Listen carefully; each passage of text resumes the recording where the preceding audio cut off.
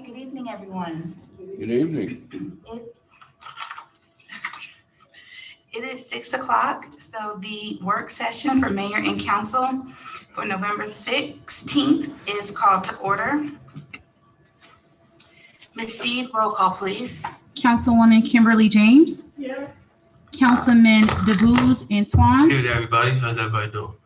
Councilman Hector Gutierrez. Present.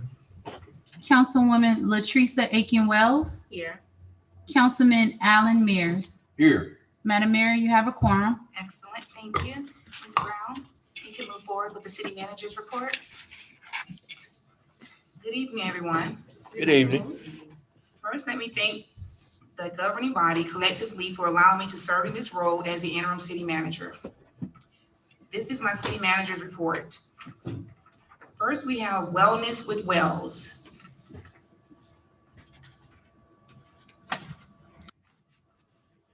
And Councilwoman Wells, would you be able to elaborate on that? Well, thank you, interim city manager. Wellness with the Wells is an aerobic step class where we have a professional trainer to come out and train the citizens of Forest Park and others from surrounding cities. Last Tuesday, we had the Chief Horton and Mrs. Horton come out to class. We had a group of about 30 people. And the councilman from Jonesboro, and a lot of citizens. We had a good time. It was a great workout. We're trying to get the people of Clayton County in shape. So thank you to everyone that supported that event, and we'll be there same time tomorrow, 6 p.m. at our gym. Thank you. Would you like to show your video or? Oh, no, it's fine. Okay. Next, we have a tailgate event that was put on by Councilman Gutierrez. Would you like to elaborate on that? Sure. We've just been celebrating the local teams. It was an unfortunate loss for Georgia Bulldogs, but we will rise back up like the Phoenix. The tailgate, the ultimate tailgate, we have one left, and it will be the Falcons against the Saints. And our mayor is going to sponsor a community gathering. So thank you, Mayor, for that. Honestly, the credit goes to our Parks and Rec. They do phenomenal with everything. I am just a little body floating at the top of the flyer. But, you know, I have attended all of them. I am a local fan of our teams, and I love to support it, anything that we do.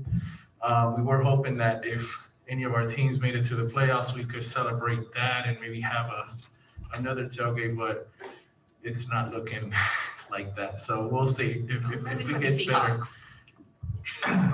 No, that might. Anyway, but that was the event. So we have one left, and it'll be next Sunday. Yes. Yes, 22nd at 1 p.m. Yep, 22nd at 1 p.m. and we'll be playing the Saints. So we know that there's a lot of them among us here living within our ranks. So they're going to come out deep. So if you're a Falcons fan, show up and wear the red and black. Thank you. Next, we have Food Truck Friday, also by Councilman Gutierrez. Thank you, interim city manager. Yeah, again, the person before me had a food truck event, so some of the citizens asked me about it, so I just rebranded it, made it on a Friday, first Friday of the month. Since I'm an educator and I get paid at the beginning of the month, I made it convenient to myself and some other teachers. So, you know, we were trying it out. Hopefully, if it picks up steam, we might have it more often than a month. But I think for now, a month is adequate. And the fountain is just a beautiful space to have it out there. And we're working on making it better. We're working on some better decorations and fixing that Wi-Fi spot out there, so our people can have access to, you know, if you want to go out there and do your homework and drink a coffee or whatever, you can come out there and be out there with us. So yeah, again, also thank you to Parks and Rec. Mr. Maxwell brings out the DJ that allows the music, and then our Public Works Department does amazing in setting everything up and getting it ready for our people to just enjoy some of the local food trucks. Our next one is December 4th. Yeah, the first Friday of December. Is that the right thing?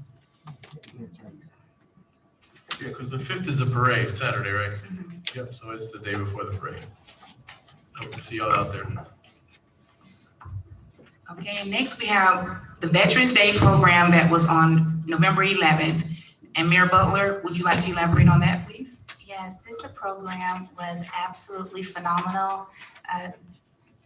Director Maxwell and his team did a magnificent job. This year, we were able to recognize and honor the vets that work here in our, with the city of Forest Park.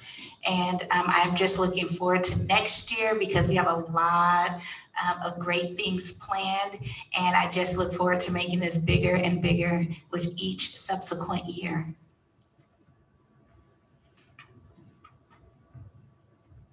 Okay, and next we have the cemetery cleanup. Yes, so this project is really an humbling experience, and I learned from this project that there is more to being a mayor than just ushering in jobs, which are important, but it's this really brought a sense of community to this role here for me. And Ms. Hungate in planning, building, and zoning, I really would like to give her and Ms. Thomas kudos for all the work that they put in. We had a phenomenal turnout. A lot of young people were there to help us. And I think next time we'll have Ms. Hungate do a mini update as to the direction she is going with this initiative. She did not hesitate to take on this task and is doing beautifully with it. And I don't want to steal her thunder, but I just could not be more proud to have her work on this project with us. Okay. And also I wanted to allow you to speak on the Star Park nomination. So we all need to be extremely proud of the work that Tariq Maxwell is doing in recreation and leisure. Ms. Thomas and Ms. Dixon and everyone in public works, and everyone who puts in their time and energy to making Star Park the success that it is. And because of all of your hard work, Forest Park and Star Park has been nominated as a Best of Event Entertainment Services Center for the Georgia Business Journal. And that is huge. And so it just recognizes the stellar job at providing quality entertainment to the citizens and in our community and surrounding communities for other programs ranging from our MLK Junior Parade, Fun Fridays, our tailgating experience, the Pink Panther Breast Walk, the Hispanic Heritage Festival, and even Forest Park Day in the park. And while being nominated is amazing, we cannot win and bring this prestigious honor home without each and every resident voting for our park. And so after this meeting, we're going to have a live link where we want everyone to make sure they go out and vote. Voting ends December 31st, but I would love for us to bring this honor home.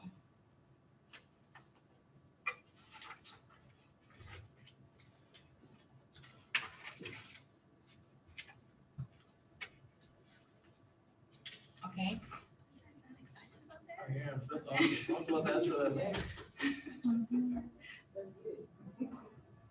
Okay. As your interim city manager, this is my vision while I'm in this role, and I have listed them accordingly. First, I want to increase the community engagement and involvement, ensure results for the citizens of Forest Park, be accessible to the members of the community. I'm currently working on promotional materials to promote the city manager's office role in the city. And I will have like postcards with my name, email address, and phone number to distribute throughout the community to let the community know that I am there to assist them any way I can. I want to continue to raise employee relations, continue boosting the morale within the city employees. Currently right now, examining the holiday incentive for employees for the holidays as well as throughout the year, not just for the holidays. And I want to implement the collective vision of the governing body. That is my ultimate goal, is to make sure that I assist you with your vision being implemented. And also continue to keep open communication between myself, the governing body, and the community, and continue to strive to be one voice, one sound. Announcements and events. Happy Thanksgiving. Please note that City Hall will be closed on Thursday, November 26th and Friday, November 27th in observance of the Thanksgiving holiday. Events.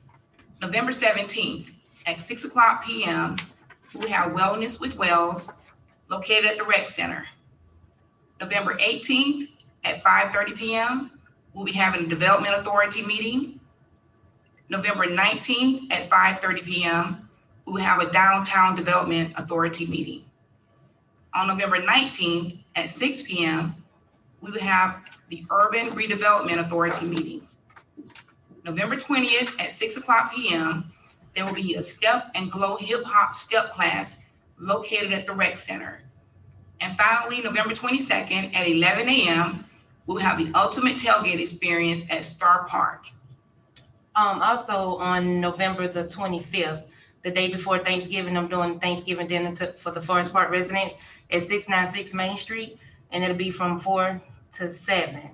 On November the 25th, from 4 to 7, Thanksgiving dinner for the residents of Forest Park. And also, announcement on tomorrow at 1 o'clock at Forest Park High School, we will be distributing food to the community. That's tomorrow at 1 o'clock. And then on Thursday at 5 o'clock will be the neighborhood meeting.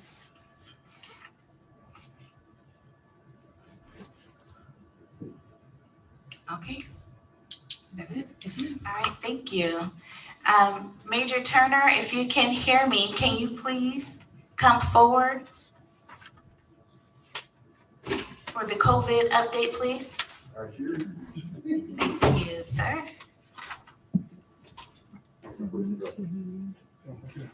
That's where you want me to be. Am I taking this? Good evening, Mayor and Council. Good evening. I must make a correction. I have been elevated in my rank within the fire department because, as Chief Horton sees it, there is no major in the ranks of the fire service. I am a division chief of EMS. Congratulations. And still here to humbly serve you in any way possible. My COVID update this time around is a little bit of mixed good news and bad news. And we'll talk about the bad news first. If you've been watching the news, you know that the number of daily positive cases for COVID are on the rise again. However, even though that is the case nationwide and even within the state of Georgia, Clayton County is on a much slower incline. And Forest Park is in a much more steady and stable place. The city rate of positive cases, the state rate of positive cases was 7.9% for the past 2 weeks. The county was 10.5% for the past 2 weeks. In the city, although we are currently have topped 1,000 cumulative cases with 1,003 cases in the 30297 zip code, we only have 5 current active cases in the city, incorporated city of Forest Park. So we are in a much better position locally than statewide or even nationwide. Beginning tomorrow, the Clayton County Health District will offer rapid COVID testing for Forest Park public safety individuals, city council members, city managers, and other essential employees at their Forest Park annex just down the road from 8 to 5, Monday through Friday. And tomorrow we'll be issuing information to all department heads in the city manager's office on when and how to access this testing.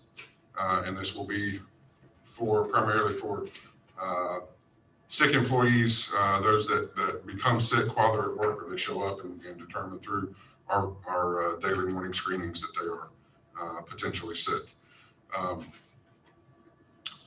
Also, again, it's not too late to get your flu vaccine this year. I'm going to keep harping on this until flu season is over because this is just another way to minimize other respiratory infections between now and the spring. So these are available through the health department, through primary care offices, urgent care centers, local pharmacies, Christians is providing it fairly routinely now. And in our case, with the insurance through Cigna, it is 100% covered. So it's a no-cost vaccine for employees of the city. We are still encouraging everyone to follow good personal hygiene practices through these times, and not to forget that, so that we don't fall back into a false security. Finally, we as a fire department are discussing with Dr. Augustine, who is our department's medical director, the topic of mobile integrated healthcare and what that looks like for us in the future. The service may address issues such as helping to reduce hospital readmissions and other concerns for children, medically fragile individuals, and those with new onset significant life-changing medical events. The goal of this program will be to help keep those people out of the hospital and assist with better quality of life at their homes. Happy to entertain any questions, Ms. Wells. Yes. Do you know how many cases are in Clayton County altogether? Total in Clayton County as of the numbers this morning is 9,094. Again, that's the cumulative case count. I believe the overnight positive was a little over 1,000, but I'm not 100% certain. I know it was in the 1,000 range. Okay. It was And less then than what about 2,000. unincorporated forest park? I am not sure of actual numbers. Okay. It's very difficult to discern what is incorporated and what's in unincorporated forest park. The cumulative numbers come from the Department of Public Health, or the local county health department directly. And then there's another avenue through police communications that we get the current case count. So it's difficult. We don't have a daily count from an individual daily count from the health department. So Thank you. Yeah, the rapid testing, yes, ma'am. chief, for the council, do we have to make an appointment? There will be an appointment process, but it's not going to be a long drawn out, particularly for anyone who's symptomatic.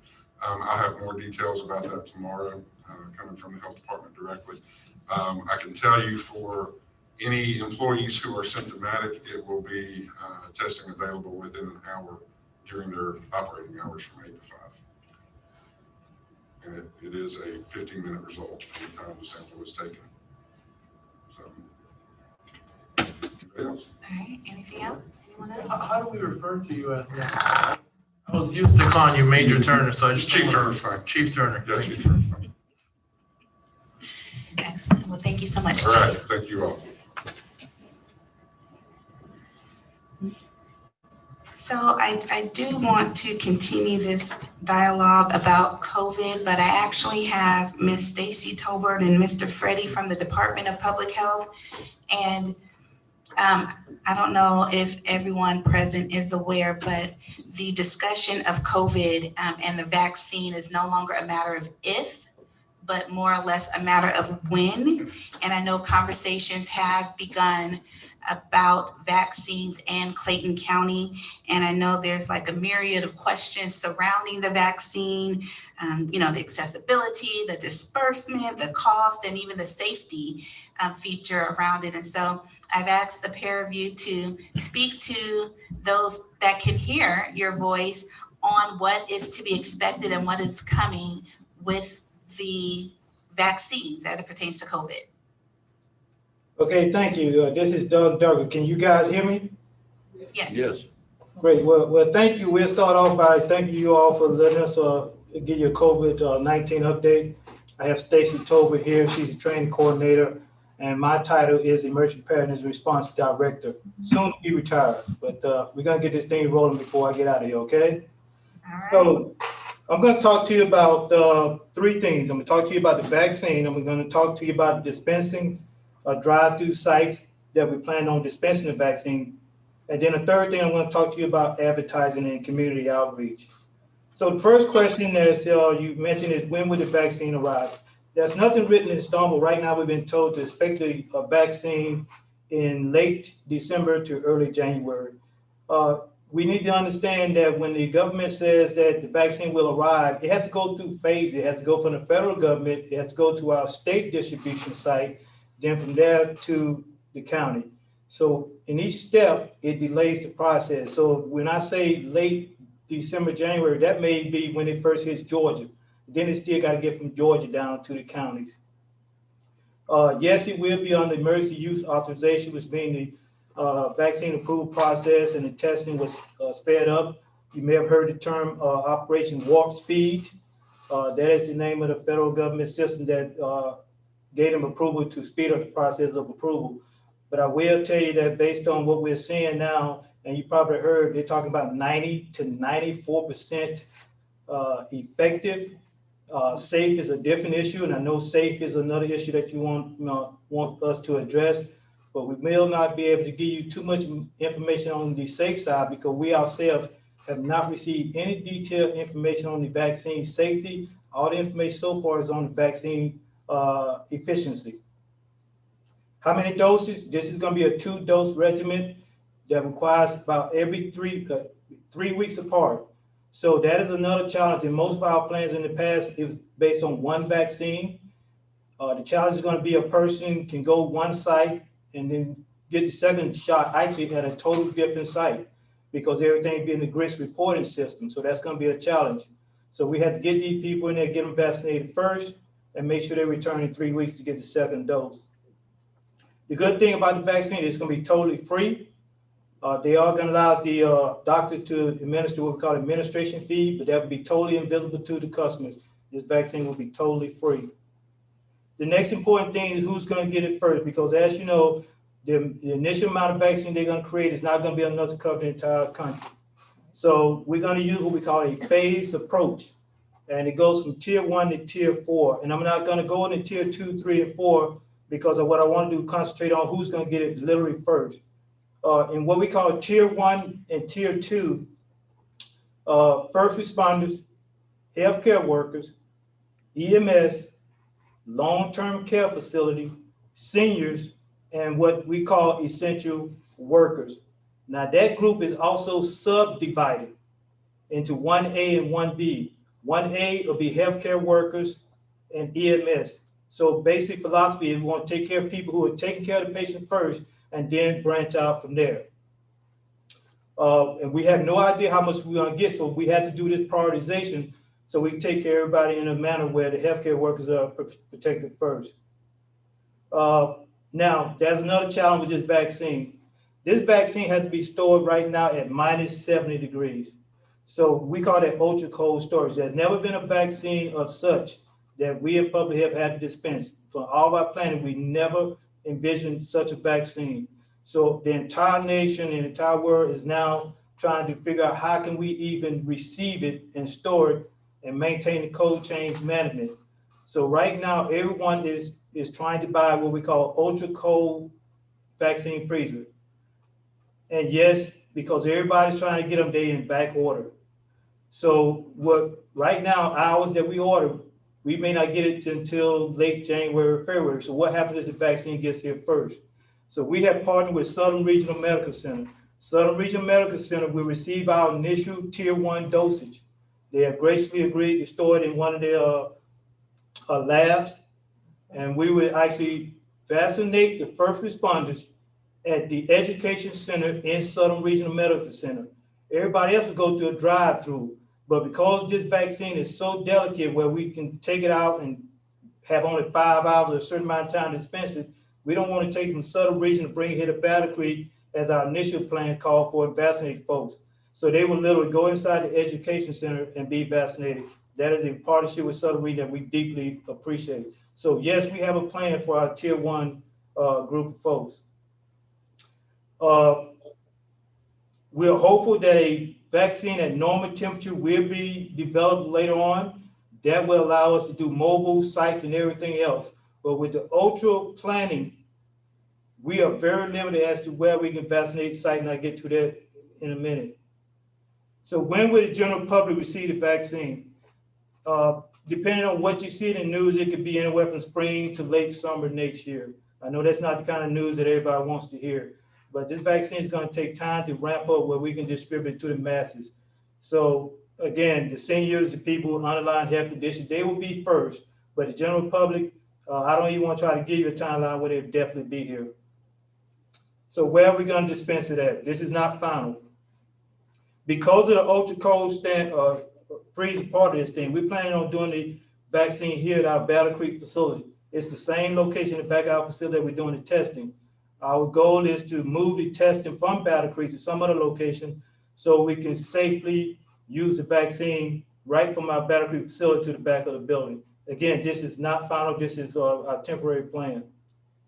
I talked to you about the first responder. They'll be done at Southern Regional Medical Center. Now, once we get our freezer in, Southern Regional Medical Center will no longer do our first responders there. We would then do it at our regular site. We have a priority line for the first responders. That is based on our basic plan. Long-term care facility, I know you don't have too many in Forest Park. I think you got one assisted living facility. These long-term care facilities already get their vaccination from Walgreens and CVS. So the federal government tapped into the same system and said, CVS and Walgreens, you would go inside the long-term care facility and vaccinate the staff and the client. That is a great burden off our hand, because you can imagine us going in all these long-term care facilities, nursing home system, this facility. That would have been a big challenge. So they are taken care of quicker than anybody else. Now, Georgia encouraged EMS agency to dispense the vaccines to their own population. And Forest Park, Morrow, and Clayton County have expressed interest in doing this. So basically what it's saying, if Forest Park EMS wants to receive the vaccine themselves and vaccinate their own firemen, EMS, law enforcement, whoever, they have to go through approval process. And that approval process consists of several things. First thing is, you gotta have an ultra cold freezer. Second thing, the freezer has to be in a building that has backup power. The third thing, Dr. Augustine needs to approve it, and I think he's already given his approval. And then the fourth thing is the Office of EMS has to get their approval. What this does is allow you guys to quickly just get it directly from the state to wherever you're gonna store it and dispense it yourself. But again, these are the challenges you have to overcome in order to be qualified to do that.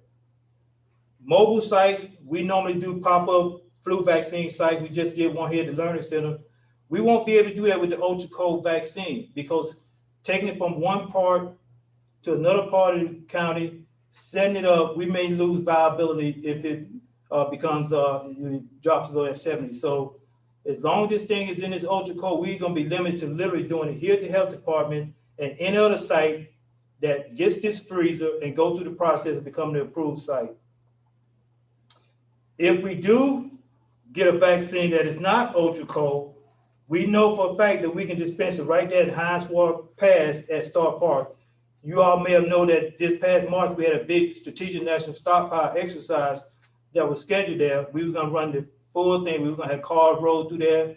We had everything lined up, and we were going to practice dispensing medicine.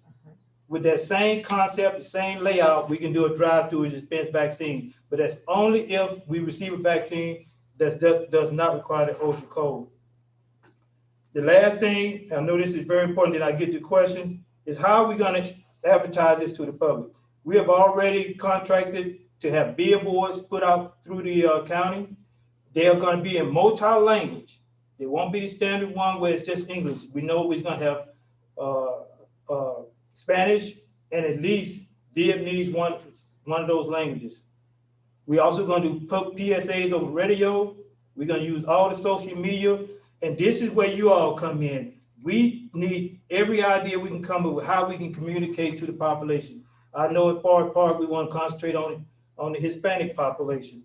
We want to work with y'all to do that. I have a vision of doing, again, if it's not ultra cold vaccine, doing mobile sites at big churches and stuff. So whenever you guys, we just keep our finger crossed and get away from the ultra cold vaccine where we can do mobile sites, we will work with you all to tell us how can we communicate to population, non-English population, and get this done. I know that's a lot, and I don't know if I got it all in 5 minutes or not. Maybe I spoke too fast. So I'm gonna stop right here, and please give me any question you have concerning the COVID-19 vaccine. Are there any questions or comments? Thank you. This is Councilman Gutierrez. Thank you so much for all of the information that you just gave us and the willingness to work with us and, all these options for us. My question is, this vaccine, is it a US developed vaccine? Has it been in any other country, or is this something that was produced somewhere else and is coming over here? Right now, Moderna Pfizer. and Pfizer. Pfizer is the ultra cold.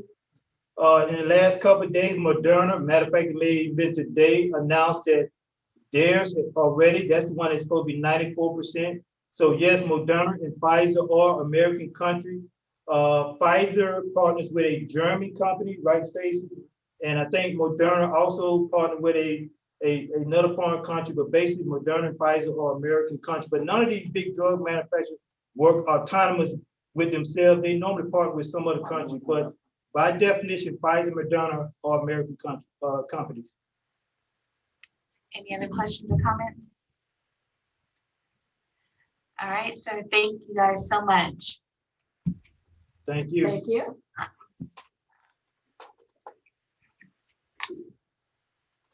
All right, the regular meeting agenda items are as follows. Let's see, but before I get into that, there is a request to amend the agenda to include a resolution naming the authorized signers for checks and drafts. Background and summary. The current finance director has submitted his resignation effective December 4th, 2020. New signers will be appointed to the city's depository accounts. Interim city manager Shawanda Brown has recommended Mayor Angeline Butler and Deputy Finance Director Jarquita Williams to be signers for these accounts. Is there any discussion on this item? Okay, if none, can I have a motion to approve the agenda to add this resolution as item number 13 to the regular meeting? Are we in the work session now? We can't vote on that now. Oh, okay, you're right. Okay. Oh, let me forget to remind me. All right, item 1, discussion to adopt the procurement code book. Background and summary. We are requesting your approval to replace the existing procurement code with a new procurement code in order for the city of Forest Park to move forward with the proper processes and procedures to centralizing the procurement function for the entire city. And Mr. Jeter, thank you for being present today and for putting this together. I think it was very comprehensively done. Before we open it up for any questions, can you just briefly discuss the significance of centralizing the procurement process and updating this manual? Thank you all for being. Talking to the mic, please. Thank you all for allowing me to do this presentation, but I would be remiss if I did not identify the city attorney, Mike, who practically put it together. We worked together on it, but he did most of the work. Thank you, Mike. Thank you both. Procurement is essential for any organization, and it's even more essential in a government entity such as this, because you want everybody to do the same thing. You want everybody to purchase and go through the process the exact same way. So that's what this procurement code does. I think I gave you all copies of the old procurement code, and if I'm not sure, it's pretty dated. I don't know if it was developed in the 70s or 80s or whatever the case is, but most procurement processes are the same across the country. It is a code that procurement professionals put together, and fairly simple. The only variation is different municipalities are larger than others. So they, I guess, expound on their thresholds as a city of 20,000 people, we didn't have to get into the millions or billions, but still have to have an exact process so that every department is following the same code. With that, any questions? Any questions or comments? If you would just kind of go over the highlights of the procurement code. I do have some questions, but your overview may answer the questions that I had. My overview of the entire procurement code. No, just the first. Well, okay, I'll just answer my question. In the code, it made reference to informal purchase informal purchase. And my question, it says that the dollar amount do not justify the time and expense for the competitive bid or proposal. And I just wanted to kind of like get an example of what that would be when we would have an informal purchase. Well, procurement code allows us to go up to, when I say us, the city and various departments, go up to $1,000 where they can just purchase things that they need. Still need receipts and a reason to purchase it. And but it's not a process where once you get over 1,000, between 1,000 and 5,000, then we ask you to get at least 3 quotes. And those can be done by telephone. But you still have to be specific as to what you're requesting. So it's somewhat apples to apples. Everybody will be giving you a quote on the same exact item or commodity or whatever the service is. Anything between 5,000 to 10,000, we recommend that you put something in writing.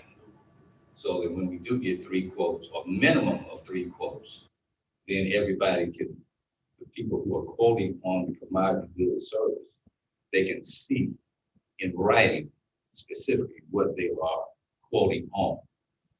Anything above 10,000 to 50,000, it is a more intense procurement process.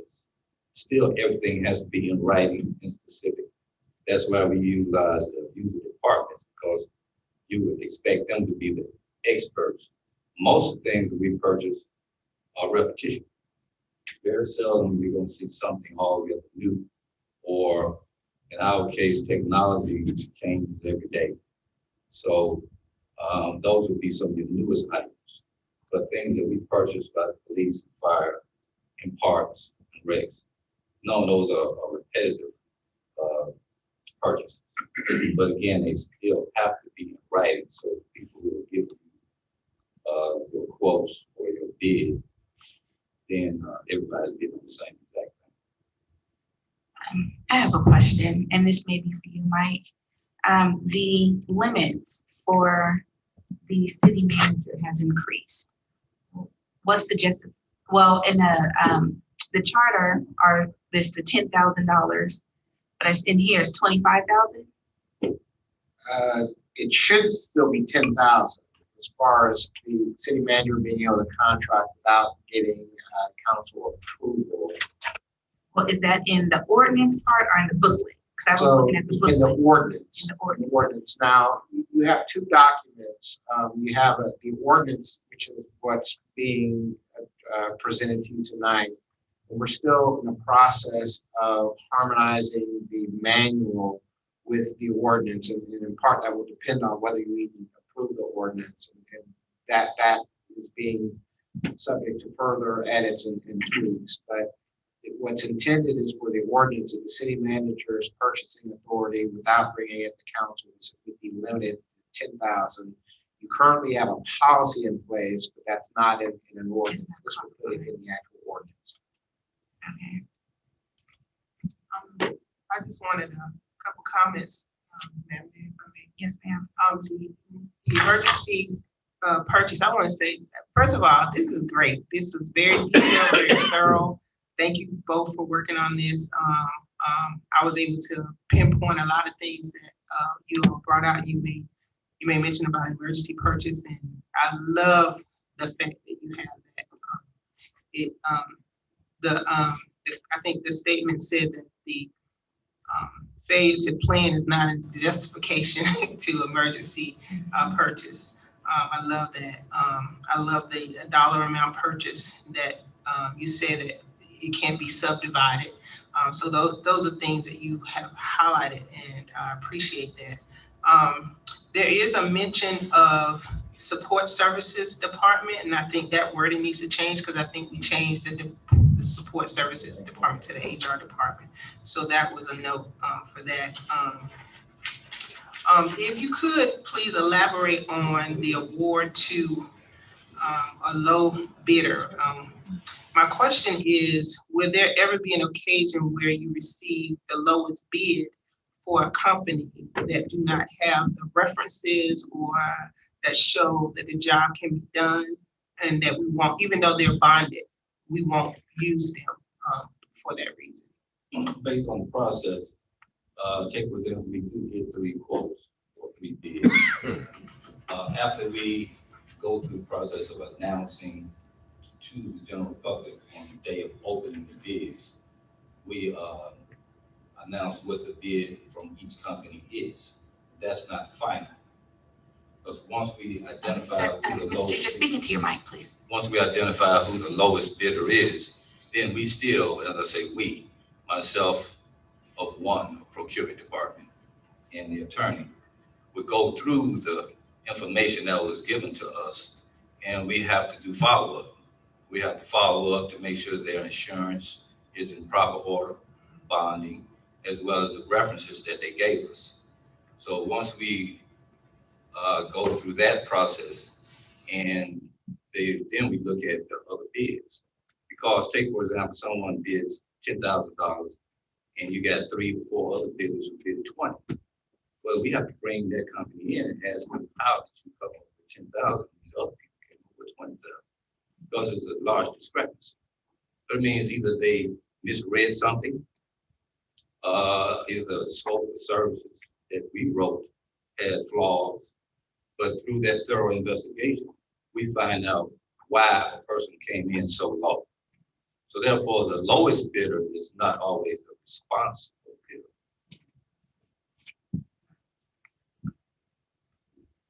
Any other questions or comments? Yeah, hold on a second. Flip my page. The purchasing agent, who is the purchasing agent? Who would be, it may mention in there about the purchasing agent makes the decision or something like that. I'm just trying to determine who's the purchasing agent. So in most respects, the purchasing agent is Mr. Jeter. That there are references throughout where refers to the city manager or their designee would have additional authority, but for the most part, Mr. Jeter or his position is the purchasing agent. So could we change that in the documentation to reflect that it would be the procurement manager as opposed to the purchasing agent, or is that something that we can? That definition, we can change. The definition is in the near the end, but we can change that so it's clear. Do you think this procurement needs to be a separate entity, a separate department on its own? And in most government entities, or as considered evolved, they have identified procurement as a separate entity. It's more centralized. Now, my history of where my former years were, they actually made procurement a separate department, and they made it a cabinet position. That was the first time they had ever done that in 100 years. But it centralized the process, and the director of procurement was able to be in most of the meetings because practically everything you do has something to do with procurement. So it made sense. And that made them somewhat independent of the other departments, because that's why I walk around this little white book with me everywhere, because it's not me. Is what's in the procurement code. Even if I wasn't standing here before you, it still would be the procurement code. So that's why I gave you all, I think about last week or a week before, a copy of the old procurement code, the one we're working on now, and the city attorney gave me the changes. So you can see how it evolved where we are today. But to specifically answer your question, Mayor, most of the time as cities grow, they do want the procurement department to be independent of any other department. Because again, you only follow the procurement code. It's not about the individual making the decision. Actually, the document, the process that makes the decision. Thank you. Madam Mayor, I have just two more questions. You made mention of Interdev as listed, the responsible person that's authorized to do information technology infrastructure. And since they are a contracted company as opposed to a company that's actually identified as a permanent source of information technology, is there a way that we can, I don't know, I know we have an information technology department, but can we? Talking to the mic, Please. I'm sorry. We can, again, that's a tweak that we can make so it's clear that we're referring to IT department, whether it's contracted or internal. So we'll make that clear, that tweak, so it's clear. And the final thing that I have had to do with vehicle purchase. And I must not have completed my thought because all I have on here is question. And so I don't know what my question was regarding vehicle purchase. I know it's on page 9. is it under, I know it's under fleet management and public works. All vehicles come under fleet management, and fleet management is under public works. So they do the specifications. And then we try to identify the best way to do the purchase, whether on state contract or county contract or another city's contract. Or we can just go out as we did early on, get the specifics, and then we put it out on the bid for the entire public to bid. I think I remember what I was going to ask, and it had to do specifically about, and I don't know if it's true or not, but I had heard that we were going to purchase another city manager's car, and I don't know if that's true or not, but when I looked at this procurement code information, it says that that the car has to be worn or there has to be some justification for getting a new car or getting a new purchase of a vehicle. And so I just wanted to make sure that this is, what we do. Well, a request is put in by the department and it still goes to fleet management. Then fleet management, if there is an existing vehicle that is being used, then fleet management has to do a summary of what the issues are with that particular vehicle. And then we identify if we're just spending money for something that's never going to work again, or do we need to invest in a new vehicle? Again, fleet management keeps up with that type of statistical information. All right, thank you, sir. This is very thorough. I'm very impressed about this, and I thank you very much. And it makes my job easy. finally, where does a mayor and council fit in all this? Once you all find a person that's going to be contract or that you choose to be the contract, is that when you all bring in the mayor and council? So you mean for the final approval or? So for instance, there's a contract or a couple of contracts on here that on the agenda for tonight that we're asking the council to approve. And so from a 10,000 foot level, when y'all establish the budget for each year, that kind of sets the parameters for anything that the staff will be buying and procuring throughout the year. And so, for most things that are kind of repeat things, as Mr. Deere indicated, that are below those limits, they're going to just go out and, execute on those. But for larger items that are above the city manager's procurement authority or contracting authority, those would come back to mayor and council for approval for those budgets that's envisioned under this ordinance. And small purchases are considered anything under 50,000? Well, the 10,000, would be what they would do. And then anything above that amount would be subject to mayor and council approval unless it's specifically already budgeted for. Any other questions or comments? All right, thank you, sir. And I know you have the next item also. Item 2, discussion to enter a contract with Precision Planning, Inc. and Croft and Associates, Inc. for on-call architectural and engineering services. Background and summary. Precision Planning, Inc. and Croft and Associates, Inc. were selected by a competitive RFP process. The City of Forest Park will contract for on-call services with these two firms, and each construction project will have a specific scope at the same negotiated rate on a task order basis. The contracts will allow the city to work on capital improvement projects simultaneously as we move forward to improve the standard of living in the City of Forest Park. Is there any discussion or questions on this item? All right, thank you. Item 3, discussion to amend Falcon Design Consultants to allow them to serve as construction manager and owner representative on capital improvement projects. Background and summary. Falcon Design Consultants has an existing contract with the City of Forest Park for plan review and engineering services. The city is proposing to amend the existing contract and scope to their existing contract to allow them to serve as the construction manager and owner's representative on capital improvement projects. They will monitor and oversee the construction documents, monitor the general contractors, review invoices from both the A&Es and the general contractors, and make the contractors adhere to the construction documents. They will conduct weekly meetings with all contractors who are a part of the capital improvement projects team for the City of Forest Park. Is there any discussion or comments or questions on this item? I have a question on this particular item.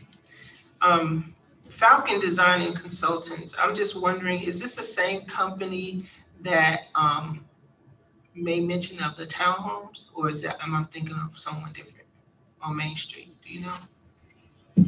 They may have done some engineering for the city.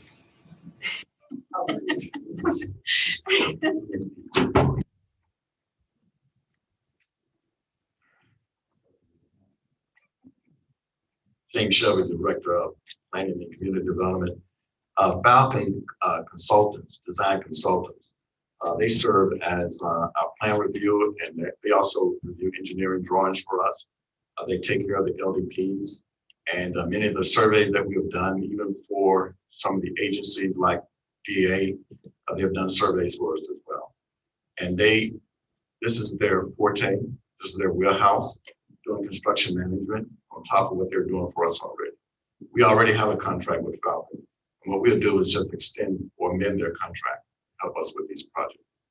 Okay, so they don't have like a vested interest in doing a work in the city. I mean, they're not the ones that's interested in bringing town. Oh, no, ma'am. Oh, okay, see, that's why I was No, getting ma'am, no, confused. not That was at my all. question. Okay. That was Franks and White. Oh, okay, okay. I knew it was some name that I had seen before, but okay, No, Falcon Design is a consultant. okay, engineering consultant. thank you. Any other questions, comments? All right, thank you. All right, thank you all, and I think these contracts and procurement codes gonna allow us to move the City of Forest Park to the 21st century. Yes, and I like this simultaneous note about doing things, you know, more than one thing at a time. Thank you all. Thank you. Item 4, discussion of unfreezing and funding council aid position. Background and summary. Releasing this position for the executive office will help the governing body with coverage pertaining to events, meeting, and completing daily projects. Any discussion, comments, or questions on this item? All right, item 5, discussion of appointing Hector Gutierrez to the Development Authority Board. Any questions, comments on this item? Okay. Item 6, discussion of adopting the CARES Fund expenditure budget. Is there any questions or comments on this item? Yeah, just to reiterate, because I know we had approved a CARES Act budget before. This is just amending what we've already done before, right? Okay. Ms. Gardner, right on time. Right here. Good evening, Mayor and Council. Good evening. Good evening. So the CARES funding that Talk you to the have, microphone, please. the CARES funding that you have before you, this is a list that was developed as a result of CARES funding that the city was awarded. If you remember, there was a lot of back and forth between the state in terms of what we could actually apply for and submit receipts and invoices for. But near the end, there was some other conversations from the state. And so now the city has the funding, and this is just a list that was developed per department for specific supplies and products to actually get the departments and departments up to speed on some of the contactless PPE equipment and supplies. So this is going to replace the one we had before. It's not really replacing it. It's just right now putting us in a place where we can distribute the funding, because we also still have a deadline in terms of reporting periods that we have to comply with the state. So with this, the way that I was trying to reconcile it in my head, it's almost as if there's like two pools of money. Like the first allocation was for salaries. No, That's what we not- used it That's for. what we do, no. To clarify, so when we were working with the state to try to ensure that we would not lose the funding, the state in turn came back and suggested, due to the timeline that we had to submit information, to utilize as an eligible category the payroll, so that we would actually be able to get our allocated funding. Okay, and then once we received that allocated funding, then it went into our general fund for general expenditures. Right, and it was up to us to determine Okay, how we would go about spending it. thank you. Any other questions or comments?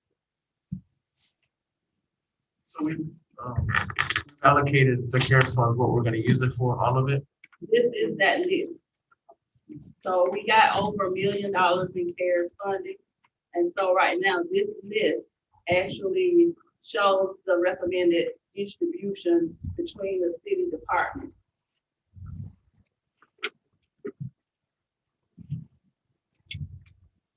Any other questions or comments?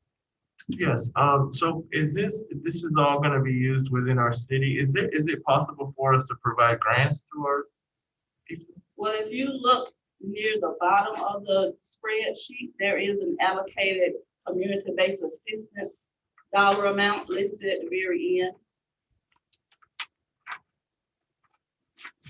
And that would be, a discussion for you all to determine the basis of that community assistance allocated amount. So it is possible for us to maybe establish an application and give some rental assistance to our people? Now, discussions did ensue, and we have been in discussions with the community-based resource center, and having them to partner with us to do something of that sort. So we can? Yes, You said y'all been in conversation with them? Community Resources Center, Clayton County Community Resource Center. Okay, well, I think we need to do something on our own. We can do something if, the county has their own money, we have our own money. We don't have to get together with the county to figure out what we need to do for the citizens as far as part. So I do agree with Councilman Gutierrez as far as doing something for the residents here, but I think that can be done separate from the county, because the county has $3 to $5 million of their own money where they can do their own stuff, and we're only getting 100,000. So I think that's something that we can figure out amongst the elected officials here as to where that money goes. Well, I just would like to reiterate, depending on what you decide, if it's a let's just say if you all do decide to do some type of application process to, help out with rental or mortgage assistance, just keep in mind that capacity levels, we are not a direct housing support system. We don't have that capacity. And so that particular agency, since they have the experience and the know-how and the knowledge to do that, that's why, we've had the discussions with them. But like I said, that's something that you all as a governing body, will have to discuss and determine. So you're not saying that none of this, a part of this $100,000 is not going to the county? It would not be, we would actually write up a scope of work and come up with a memorandum of understanding with that agency to tell them how we would like to distribute the funds on the city's behalf. It would be for Forest Park residents. Yeah.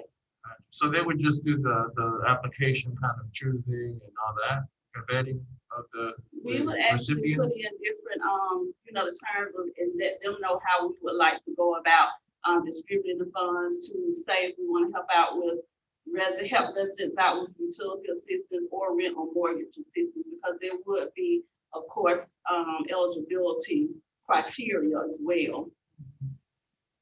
How soon could this happen? It would, depend on how soon you all vote on this, and then myself and Mike would probably have to get together with that agency, get the scope of work together, memorandum of understanding, and then, of course, get back in tune with the discussion with that agency. So hopefully we could probably have this done before the Christmas holidays, but it's just gonna depend That would on be great. everybody's schedule. Yeah, I have a few neighbors that applied for the Clayton County one, but neither of them have had it. They even asked me if I knew anybody over there, but there's nothing I can do. I know they select, whoever on a need basis or however they do the choosing. But if we have that agreement that's for our citizens, that would give them more opportunities. Okay. Is there any way, to say like, I know y'all have to write something up, but so that people in each one of our wards could be, like a certain amount of people, could that be placed in there? So that we can make sure people all over the city of Forest Park has an opportunity? Well, we, actually, that's something we can look into as we're developing the scope along with the partner agency. Thank you, ma'am. Excellent, thank you.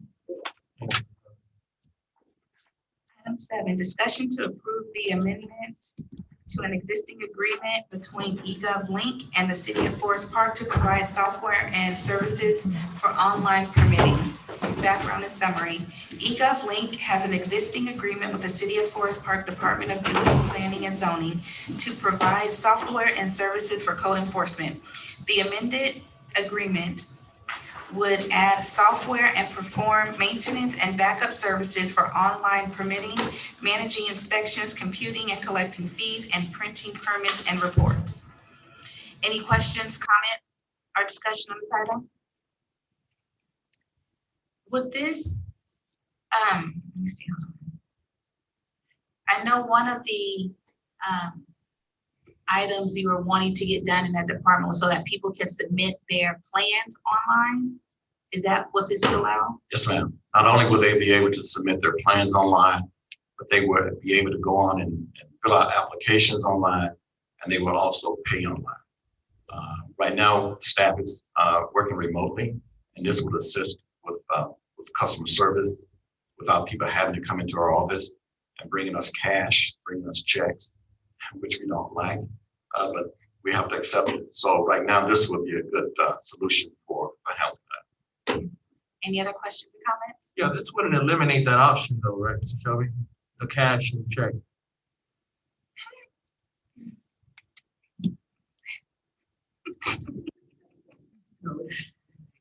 I guess since we're working remotely and we're trying to be virtual, for those who want to pay in cash, we need to figure that out with finance. I don't want us accepting cash over at the building across the street. So Or even, I guess, like providing them an extension of some sort, if that is the way they pay. I understand some people don't have checking accounts. We get those, but we'll work with them. This is the way now, because most people, developers, they're laughing and saying, you all don't pay online. It's like, well, no, we don't have that system set up. But we will work with individuals who bring us cash. How- Take off forms of. Thank you. How soon will this be in place once we approve it tonight? Once you approve it tonight, the developer will start working on it. We already have our system up in place with eGov for code enforcement. They would have to do the applications, I would say, the next 3 to 4 months. It'll be up and running. Are they mobile friendly also with phones? Do you know? You should be, yes, sir. You should be able to do your work on phone. You should be able to pay online with your phone as well. And by the way, they will also connect with the city's finance department with Incourt. So when they pay online, money goes right into the account. And we don't have to go online and enter the funding the way we're doing it archaically now. Excellent. Any other questions or comments? Is it just for PB&Z? You can't do that in the finance department. Well, Oh, okay. Thank you, Mr. Chair. Mr. Shelby, I just want to shout out Caitlin from your department. Just amazing. Talking to her, just an individual that takes initiative and has some great ideas for the city, not just with what y'all are doing, but just everything overall. So great leadership over there with her, and just, you know, motivating staff like that. That's one of that. it's a great time. And she's very, very.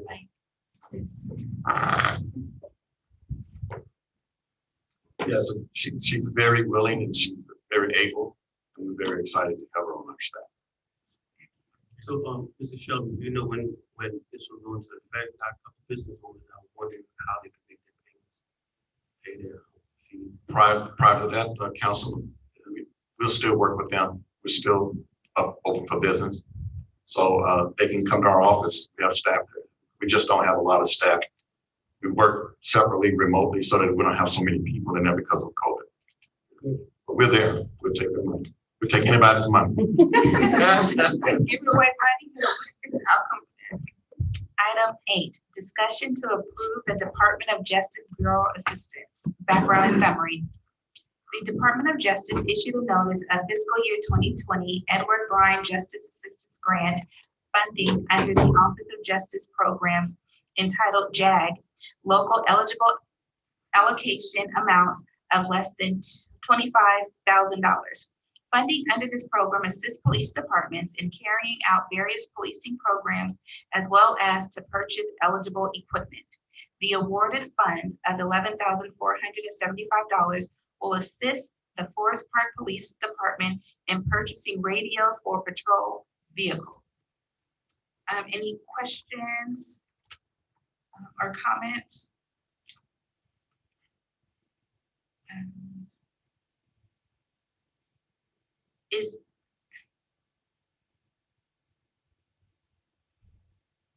We don't know how many additional items are being purchased.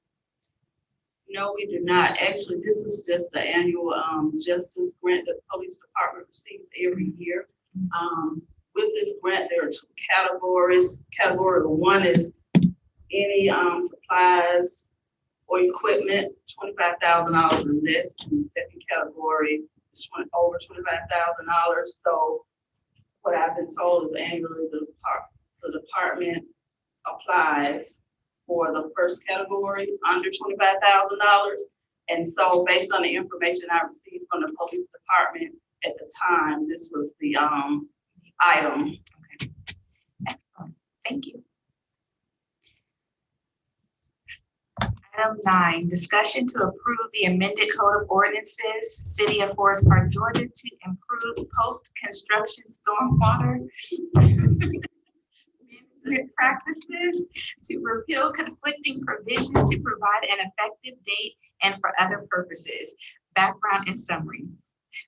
The proposed post-construction model ordinance for the City of Forest Park is necessary for compliance with the stormwater management regulations imposed by the Metropolitan North Georgia Water Planning District. The district adopted the so-called model ordinance last December and requires communities to pass and begin implementing their own ordinances, which are no less stringent than the model ordinance by December 6, 2020. The Georgia Environmental Protection Division may take enforcement action against communities that do not comply with this deadline.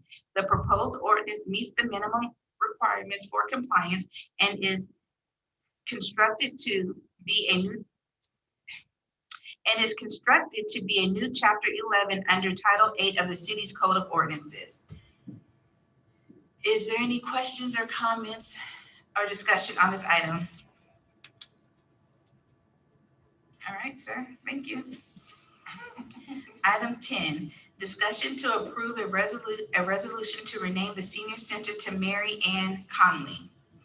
Background and summary. Mary Ann Connolly worked for the Recreation Department for 30 years. From 1984 until her retirement in 2014, Mary Ann progressed in the position of Program Director, Program Coordinator, and Senior Coordinator. Some of her duties and responsibilities included running events and programs like the Christmas Parade, the Golden Olympics, Summer Camp, and Ladies Softball, just to name a few. Her love and passion were with the seniors. Mary Ann was instrumental in the development and management of the senior programs and activities for the city. She devoted hard work and time towards the concerns and welfare of the seniors and the community. Her exemplary handling of senior matters attests to her professional knowledge, willingness to accept responsibility, attention to detail, and the ability to adapt to any situation. Mary Ann rendered invaluable assistance in obtaining sponsors who helped with furniture and a van for the senior center. Any questions, comments, or discussion on this item? Yeah, I have a question, because I think we kind of discussed it when we were talking about the renaming of Regina. Is this something like we're gonna do, because we, I respect Miss Conley, and I was only one when she came to work for the city of Forest Park. So I respect a lot of things that she did, her hard work and her dedication to the city. But at the same time, are we gonna, everybody that retires has been 20-some, 30+ years with the city, are we gonna look at naming buildings after them? I'm not in favor of renaming the senior center, but I am in favor of that street where the senior center is on, because there's nobody's homes, it's not affecting anyone. Maybe naming that, but I just don't think changing all the names of the buildings every time someone retires is okay. I would rather do that for someone that's in the city that's working for free, that's volunteering their time, that has volunteered and brought some things to the community, naming it after them. But just, and I don't want to seem harsh, and not to say just an employee, but what are we gonna do for other employees? What if they say, okay, well, I want my name on this building, I work here for 30, I think we need to find something and be fair to everyone. So I do agree with naming that street where the council building and the senior center is on after her, but I don't think we need to get into the changing of names unless it's gonna be someone in the community that's volunteering, because we can say a lot of things about a lot of people because we have great employees. Mary Ann was great. We can't take anything away from her, but at the same time, the employees get paid to do a job. And so I don't want to be put in there to where every time someone retires, you spend 30 years, then we need to find a building to make that, because we need to be fair and consistent. So again, I'm all in favor of that street name, but I'm not in favor of changing the senior name. Thank you. Any other questions or comments? Yeah, I think that's fair to say, because basically we're not going against it, but more so like a process, agreement process type thing, where if we want to name building, it's just not, we're just taking it out to like a hat. Like, hey, we're gonna name, we want to name this person, maybe like a process, so we can evaluate everything, so we can make the best decision. I think that's the best thing we can do, just not just coming out with the same person's name, like, I want to name this person. Because then you're gonna have everybody that's gonna feel like, hey, I want this person. So avoiding chaos and conflicts, we should have something in place as a process. And how do we get to finalize the best person, or how do we get to naming people and just not us just thinking of somebody? So just like a system, I think would be best. And then everybody will be fair, and there will be no, favoritism, because we went through the process. I agree. And then I got a lot of backlash from doing it before. And it was somebody in the community, but other people in the community felt like that person had done nothing, and so I just don't want to get that. I feel a process would be good. It would make sense, and maybe give a vote from the people, see what the community thinks, see what the citizens think. That's their center. It's not ours. For us to make that decision. So if we do a poll and the people say this is what they want, then okay, I can consider that. But I don't want to be the one to make that decision. Any other questions or comments? Yeah, I honestly don't know who Mary Ann is, but I was reading about her and I spoke to Mr. Willie and I respect him a lot and I admire him. And I think, if you devote your 30 years of your life to something and developing it, it's, that's your life itself, the development of that. So I don't know. I'm not opposed to it. Again, I do like the idea of Councilwoman Wells getting the input of the community. But, we're elected officials. We're chosen up here to do this. So I'm not opposed to naming it after her either, after talking to him and hearing how he felt about her. All right, thank you. Item 11, discussion of citywide only utility and food assistance program. Yeah, so this is going back to me working so hard within the communities since 2012. I've been going hardcore, finding the different needs to feeding the homeless, clothing, to getting people registered to vote. I think I've passed over 10,000 people I helped register to vote, to get water here. I've been in the community for a lot and I've seen a lot. Even ran for commission, dealt with the county. I'm placing this item, this discussion here so we all could take a deep breath and just think about this, because we live in Clayton County. Clayton County has 7 cities. Within those 7 cities, the population is over 290,000. With the population over 290,000, we all know there's only one assistant utility program here, which is the Clayton County Reverend Grant Center. And with a population of over 290,000, everybody goes to that one center to get utility funding or clothing or whatever else that they provide. Now, if you look at the city of Atlanta, there's over 490,000 people. And there's different services that they help people with utilities. Now, you minus the 490 to the 200 and the 292, that's only 206,000 people from the distance from Atlanta to Clayton County. And since Forest Park being one of the largest cities in the county, and we all could agree, because we all get phone calls from people that need help with utilities, or clothing. I know I do. And sometimes I have to come out my pocket or get my own clothes out. And I think for us as a governing body, something that we would want to take a deep look into. Since I've been here in 2014, I've been like pushing for us to have where the community of Forest Park could have somewhere they could get assistance from.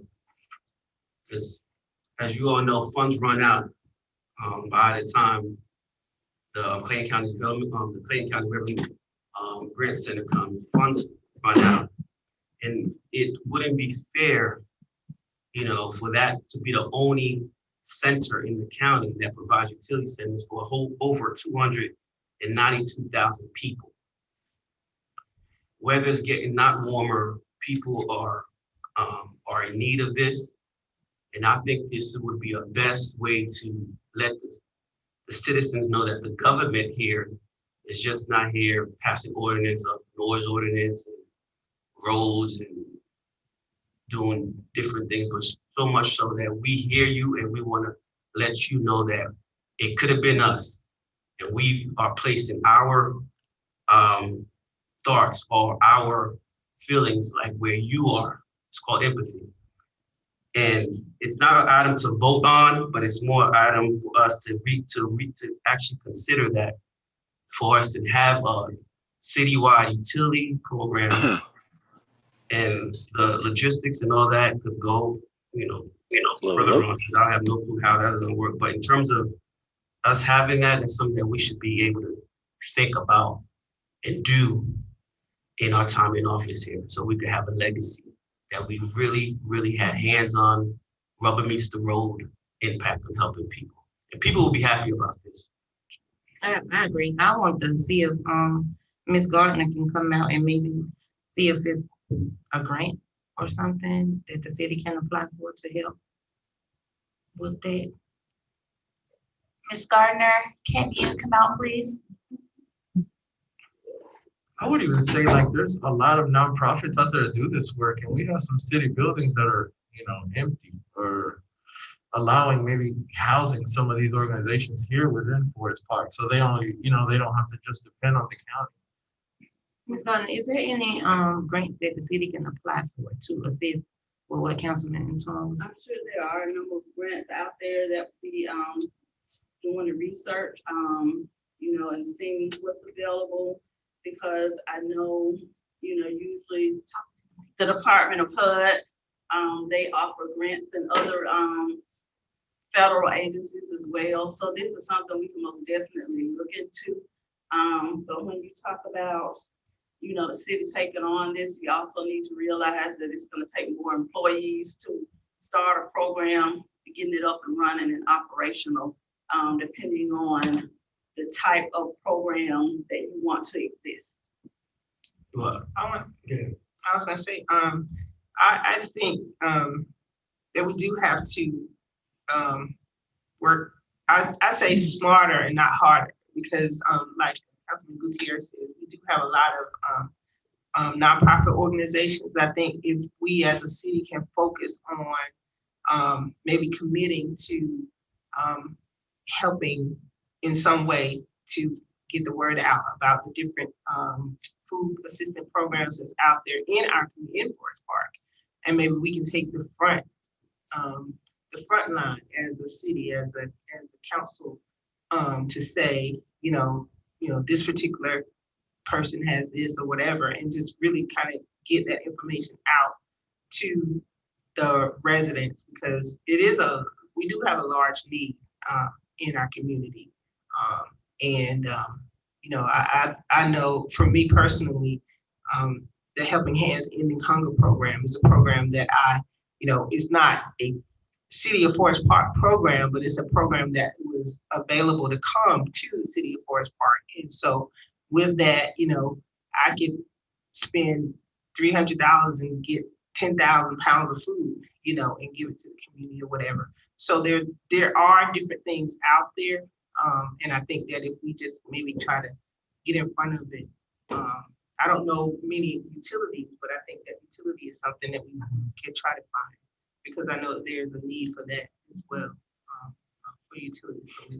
I would even love an area in our website that just gives resources to the community, of such. Well, actually, earlier in the summer, that was something that Ms. Dixon and I was actually putting together a resource list that's available, that will be available to the citizens. So that's not something that we have not, put on the back burner, but as we continue with this discussion, those are some ideas that we can start, putting together and getting out there to the community, trying to work with our, partners here in the county as well, and just letting the city, be the leading agency or organization.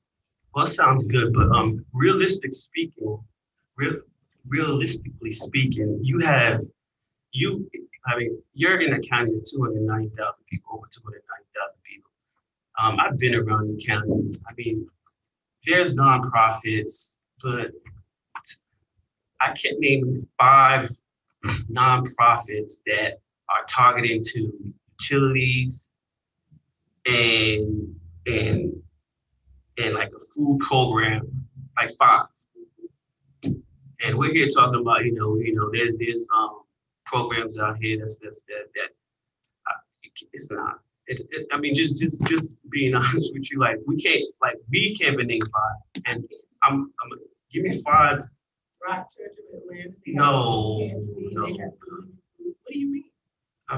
Look, here, right here. You mean something different than that? Everybody's giving out. Oh, I'm sorry. You're talking about something different than that. With all due respect, I know Rock Church of Atlanta. I've been donating to them, but they're not somewhere there where they're not open 24 hours. Well, they're not open throughout the whole week. I think there's specific days that you could attend to that. And in terms of food distribution, I don't think that they are providing, enough food because they're not getting it from places where it's a consistent basis. So food could run out one day, food could run out. I'm just talking about a legitimate organization or government that has criteria, that has government funding that's coming, because we don't want to tell people no, or so and it's good that Rock Church is doing that, but where we're talking about, what I'm talking about is having the city, because we represent the citizens, and if we're here to serve people, people that is, we don't want to just be not brush it off to a nonprofit. Again, if you want, to show people, the citizens, because I'm getting phone calls, to show people that the city of Forest Park is just not here just to have, just put on a show for lack of better words. Like, this would be where the rubber meets the road, that they know that citizens of Forest Park. That's what. So since this is on the table, let's just start having a discussion. You can let me know, different ideas if you think of something, and I in turn will also begin researching the different agencies. Because when you start talking about food, you're talking about the USDA Department of Ag. So of course, those are programs that we can probably tap into and some others. Right. So can you imagine over 20,000 people going to Rochester?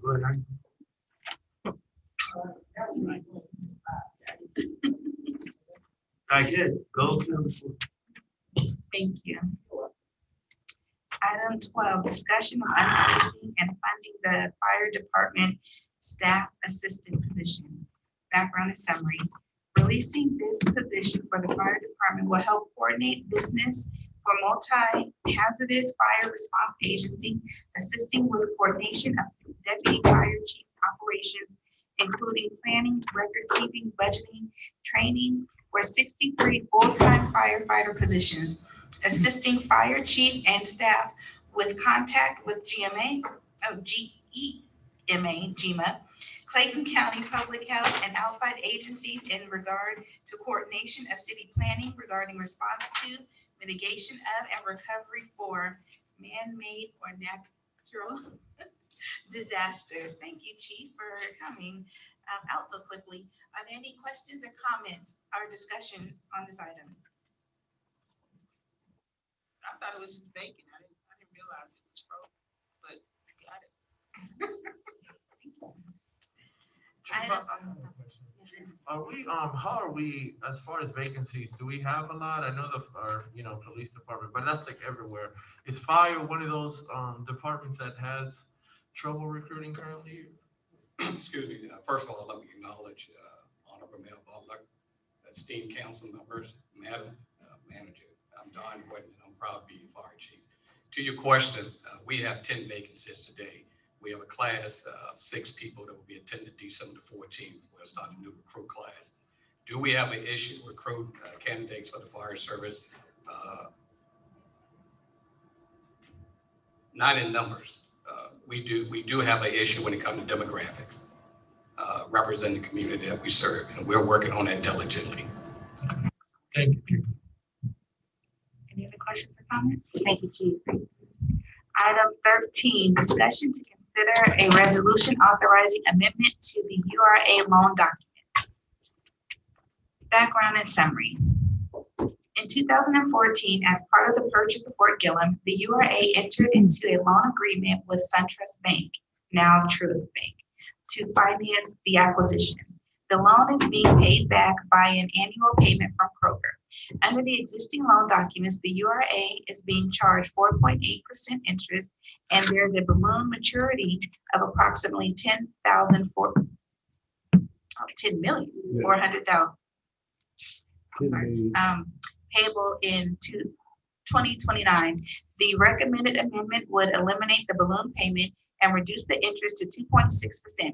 The final maturity would coincide with the final payment due from Kroger. As shown on the attached, the present value of the savings is 1.8 million. Ms. Williams, I see you snuck in here. Thank you. Are there any questions or comments or discussions on this item? I'll just say great job saving us some money. Thank you.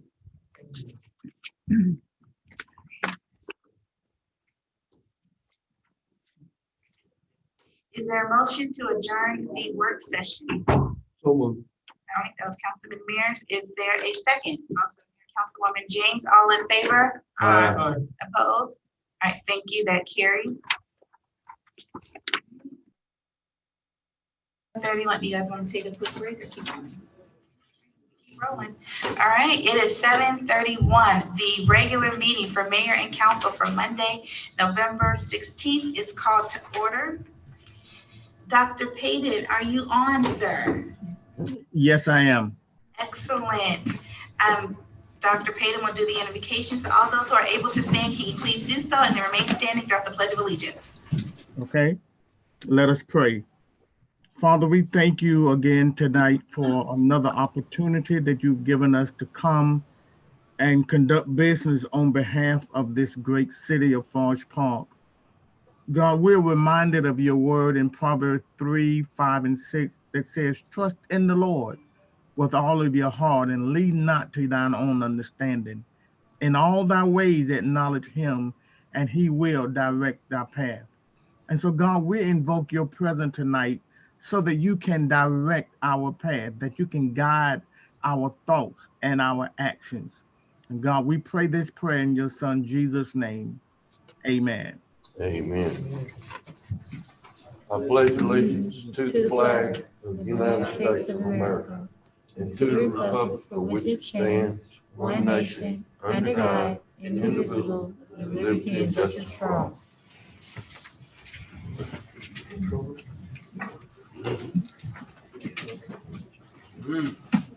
Ms. Steve, roll call, please. Councilwoman Kimberly James. Present. Councilman DeBose Antoine. Good evening. Councilman Hector Gutierrez. Present. Councilwoman Latresa Aiken-Wells. Here. Councilman Alan Mears. Here. Madam Mayor, you have a quorum. Excellent, thank you so much. So there is an item to be added to the agenda. And so it will be item number 13, and that would be approval of a resolution naming the authorized signers for checks and drafts. So I would like to have a motion to adopt the agenda with the added item number 13. So moved. Thank you, Councilwoman James. Is there a second? Second. Thank you, Councilman Mears. Any discussion? Okay, roll call. Councilwoman James? Yes. Councilman Antoine? Yes. Councilman Gutierrez? Councilwoman Wells? Councilman Mears? Yes. Excellent, thank you. Adoption of the minutes, Monday, November 2nd, 2020 work and regular session meetings, and the October 26th special call meetings. Has everyone had the opportunity to review those minutes? And if so, is there a recommendation for approval? Approving the minutes and approving. I make a motion that we group and approve the minutes. All right, that was Councilwoman James. Is there a second? Second. All right, Councilman Gutierrez, any discussion? Councilwoman James? Yes. Councilman Antoine? Yes. Councilman Gutierrez? Yes. Councilwoman Wells? Councilman Mears? Yes. Thank you. All right, item 1, approval to adopt the procurement code book. Is there a motion to adopt this item? So moved. All right, that was Councilwoman James. Is there a second? Second. Councilman Antoine, any further discussion? Councilwoman James? Yes. Councilman Antoine? Yes. Councilman Gutierrez? Yes. Councilwoman Wells? And Councilman Mears? Yes. Thank you. Item 2, approval to enter into a contract with Precision Planning, Inc. and Croft and Associates, Inc. for an on-call architectural and engineering services. Is there a motion to approve this contract? So moved. Councilman Mears, is there a second? I'll second. Councilwoman James, Any further discussion?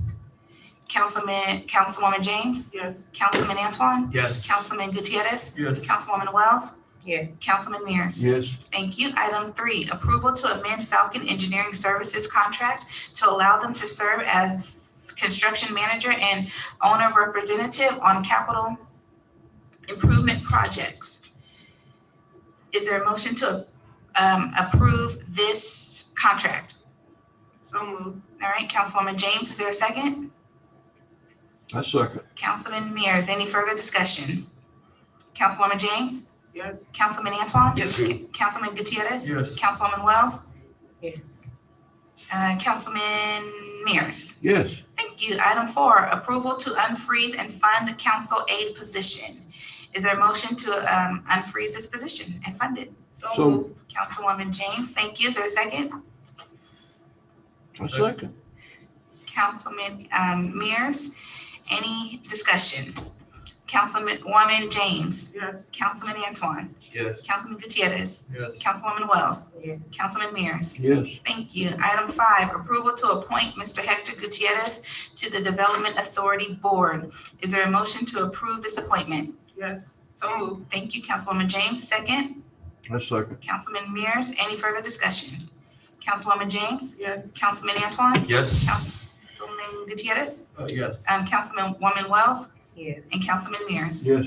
Thank you. Item 6, approval to adopt the CARES Fund expenditure budget. Is there a motion to adopt this budget? So moved. Councilwoman James, is there a second? Second. Councilwoman Wells, any further discussion? All right, Councilwoman James, Yes. Councilman Antoine, Yes. Councilman Gutierrez, Yes. Councilwoman Wells, Yes. and Councilman Mears. Yes. Thank you. Item 7, approval to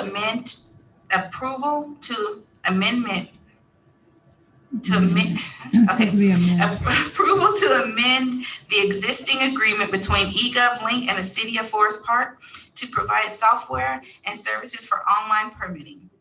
Is there a motion to approve this amendment? So moved. Thank you, Councilwoman James. Is there a second? Second. Councilman Gutierrez, thank you. Any further discussion? Councilwoman James, Yes. Councilman Antoine, Yes. Councilman Gutierrez, Yes. Councilwoman Wells, and Councilman Mears. Yes. Thank you. Item 8, approval of the Department of Justice Bureau Assistance. Is there a motion to approve this item? So moved. Thank you, Councilwoman James. Is there a second? I second. Thank you, Councilman Mears. Any further discussion? Councilwoman James? Yes. Councilman Antoine? Yes. Councilman Gutierrez? Yes. Councilwoman Wells? And Councilman Mears. Yes. Thank you. Item 9, approval to amend the Code of Ordinances for the City of Forest Park, Georgia to provide post-construction stormwater management practices, to repeal conflicting provisions, to provide an effective date, and for other purposes. Is there a motion to approve this amended ordinance? So moved. Councilwoman James, thank you. Is there a second? Second. Thank you, Councilman Gutierrez. Any further discussion? Councilwoman James? Yes. Councilman Antoine? Yes. Councilman Gutierrez? Yes. Councilwoman Wells? And Councilman Mears. Yes. Thank you. Item 10, approval of the resolution to rename the Senior Center to Mary Ann Connolly. Is there a motion to approve this resolution? So moved. Councilwoman James, is there a second? I second. Councilman Mears, any further discussion? Councilwoman James? Yes. Councilman Antoine? No. Councilman Gutierrez? Yes. Councilwoman Wells? Abstain. Councilman Mears. Yes. All right, thank you. Item 11, approval to unfreezing and funding the fire department staff assistant position. Is there a motion to approve this item? So moved. Thank you. Second, Second. thank Councilman Gutierrez did the second. Any further discussion? Councilwoman James? Yes. Councilman Antoine? Yes. Councilman Gutierrez? Yes. Councilwoman Wells? Yes. And Councilman Mears. Yes. Item 12, approval of the resolution authorizing amendment to URA loan documents. Is there a motion to approve this resolution? So moved. Thank you, Councilwoman James. Is there a second? I second. Councilman Mears. Any further discussion? Councilwoman James? Yes. Councilman Antoine? Yes. Councilman Gutierrez? Yes. Councilwoman Wells? And Councilman Mears? Yes. Thank you. And item 13, the amended item of approval of a resolution naming the authorized signers for checks and drafts. Is there a motion to approve this item? Councilwoman James, is there a second? Councilman Gutierrez, any further discussion? Councilwoman James? Yes. Councilman Antoine? Yes. Councilman Gutierrez? Councilwoman Wells? And Councilman Mears? Yes. Excellent, thank you. All right, what is this? Public comments, we had one from Mr. Elliott Lawrence on Sequoia Drive. He said, I would like to thank whoever is responsible for all of the nice street paving that we have received recently. It looks nice and rides so smoothly. Thanks. And yes, that is excellent. And Mr. Jinks did an excellent job with that. Closing comments by the governing body, Councilwoman James. Yes, Madam Mayor, I would like to thank everybody for coming out and seeing our Zoom meeting, for being a part of it. Want to remind everyone that tomorrow at 1 o'clock at Forest Park High School, we will be distributing food starting at 1 o'clock. If you want to volunteer, you can come out as early as 9. We will be unpacking the truck that we get from the Atlanta Food Bank and boxing up the food and preparing the food to go into the cars. So the cars won't be arriving until 1. So if you need the food, and I think they had it up, if you need the food, it will be available. Thank you. Oh, no, that's the neighborhood meeting. Okay. If you need the food, it will be available at 1 o'clock. And please let everybody know, let your neighbors know. We'll have plenty of food. And then also on Thursday, I have my neighborhood meeting at 5 o'clock. And so I think Mayor will be on for just a short period of time to give information about the COVID vaccine. And I know we have some other meetings going on Thursday as well. So it'll probably be a very short meeting, but very informative. But that is Thursday at 5 o'clock. And the Zoom information, you have it on your screen there. Zoom ID number, I need my glasses. Oh my gosh, is 830-8346-5760. I probably need to change that font, but please join us for that, and thank you so much. Councilman Yes, thank you all for coming in and participating, everybody. Pray that you all stay prayed up, stay safe.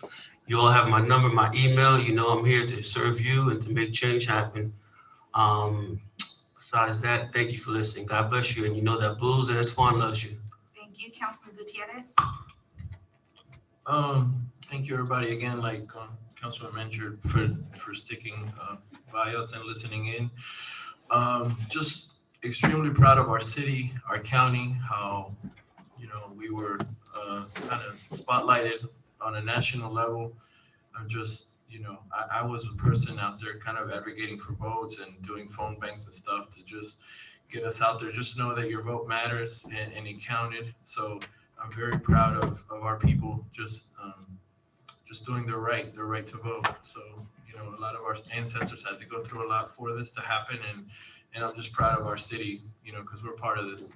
So yeah, and then come out to our tailgate event and have try out some of the food that we'll have for you. And I'm just really blessed to be part of this council that cares so much about our people. So we got big things coming for y'all. And like Councilman Antoine said, feel free to email me as well or call me. You know, and we're not done voting. We still have a runoff. So make sure you remember that. Take care and stay safe. COVID is still out there. Thank you, Councilwoman Wells. Just like to thank everyone for listening in on our meeting. Also remind you all of the events coming up from Councilwoman Wells, which is tomorrow, the Wellness with Wells at 6 p.m. in the gym. And then on Friday, we will be in Star Park giving out 200 turkeys to the citizens of Forest Park. And next Wednesday, the Thanksgiving dinner at 696 Main Street will be from 4 to 7 or until the meals are have been all distributed. So happy holidays to you all. Thank you for tuning in to the council meeting and have a blessed night. Councilman Mears. Yes, I'd like to echo on Ms. Wells's comments. I'd like to thank everybody for tuning in, trying to get in and listen to the council take care of the city business. And Hope everybody has a blessed holiday, Thanksgiving, and we'll see you at the next meeting. Thank you. Thank you. I want to thank everyone for bearing with us. We've had some minor technical issues, and I want to thank our interim city manager for providing the recommendation for a smooth streaming experience.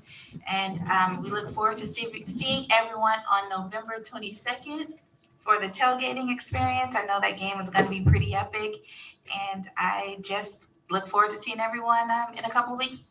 Also, yes, ma'am. I'm sorry, real quick, I wanted to implore everyone to go out to Conley Road and look at the historic Black Cemetery. It is wonderful. They did a wonderful job cleaning up, and it looks great. We still have some work to do, and we're still working on some other things, but I'm so proud of it right now. You can actually see the actual graves, and some of the Boy Scouts are going to be coming back out to get the other thing that's kind of over the brush, but thanks to the 555 Triple nickel. Buffalo Soldiers, and I actually had an opportunity to speak with the president and the other officer, and he told me the history of the Buffalo Soldiers and the parachute thing and all that. I won't get into that, but that was awesome. It's good to learn about our history, yes, and learn about those that have served our great country, and so thank you for that. Excellent. And we are going into executive session. Very short one, I believe. Is there? I'm sorry, Mayor. I just want to say thank you for the recognition for Veterans Day that you did for, I was one of them, but for the other individuals that worked here also, it was really nice to be up there recognized with them. And yeah, the cemetery was amazing. That was a great experience to be amongst those heroes. So thank you for that. Excellent, excellent, excellent. I'd like to make a comment, please. Yes, sir. I want to thank the interim, Ms. Brown, I believe she's come in, hit the ground running. It's impressive to see what she's done just in a short time. And I just want to say thank you for your effort. I would like to piggyback off of that. I'm sorry. I do. I wholeheartedly agree. I think she's a breath of fresh air. I think that she can put us in the place that we need to be to move forward. She's one person that knows how to bring people together. Yeah, great job. I think we couldn't have chosen a better person. So thank you for your hard work, and don't let it stress you. It can be a stressful job. We wanted you to do this. You didn't ask for it. So thank you so much for your hard work, what you've done and what you will do. All right. Is there a motion to recess the regular meeting and enter to an executive session for personnel, litigation, real estate, and legal matters? So moved. All right. Second. Thank you. All in favor? Aye. Opposed? All right. Thank you.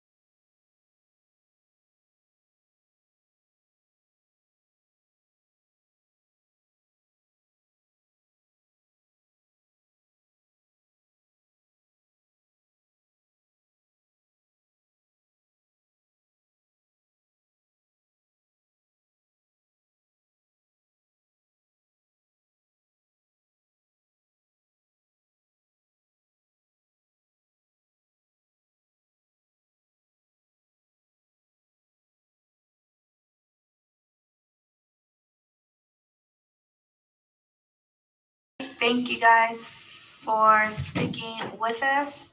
There's no action that needed to be taken as a result of our executive session. So with that, is there a motion to, You need a motion to adjourn. I'm doing that now. Oh, I'm sorry. I just have, I have a little. Is there a motion to adjourn the executive session and re-enter into our regular meeting? So moved. Thank you. Thank you. All in favor? Aye. Opposed? All right, thank you. Now is there a motion to adjourn? All right, Councilwoman James, is there a second? Second. Mears, Councilman Mears, all in favor? Aye. All right, opposed? Thank you all. Yeah, well.